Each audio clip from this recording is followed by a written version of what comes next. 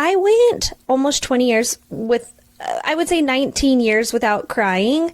So one thing, I know I had to work through it in therapy. Cry every day of my life, Rachel. No, so for my experience with that is like I don't know, a year into getting married, you know, your 6th fight, whatever, 12th fight you get into with your spouse, I started crying and I saw him roll his eyes. Yeah. And that was it. From that moment on, I locked it up. And like I became known as like Heart of Stone is how what my family would refer to me as, because nothing made me cry. Nothing. No, you know, great sermon in church, no great, you know, movie, no song, no moment with my kids, nothing.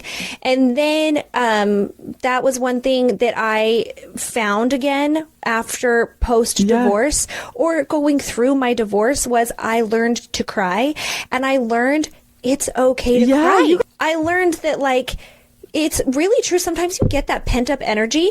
Yeah. And if you just can cry it out, literally that is what it's called. Yeah. And like all of a sudden, like you've exhausted that energy and you're like, oh my gosh, I feel better. Yeah. And it's weird, but crying, honestly, it can make you feel better. So I know that sounds crazy. Now, also, you and I have places where we cry. I was going to say, a good shower cry, you just wash all that makeup up with it, get 100%. Up, fresh start, done. Yeah, so the shower, and then this sounds crazy, but my closet, and I would shut the doors in my closet, and where all my dresses hang, I would go behind the dresses so that I felt like completely enclosed.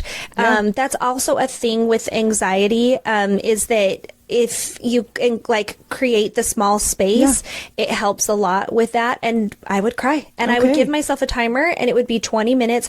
And even my sister knew if it was really bad, I would say, because, you know, she really helped me a ton get through this, but I would look at her and say, can I go to my closet? And she'd say, yeah, I'll come check on you in 20 minutes. I'm welling up behind my eyelids when I'm holding on.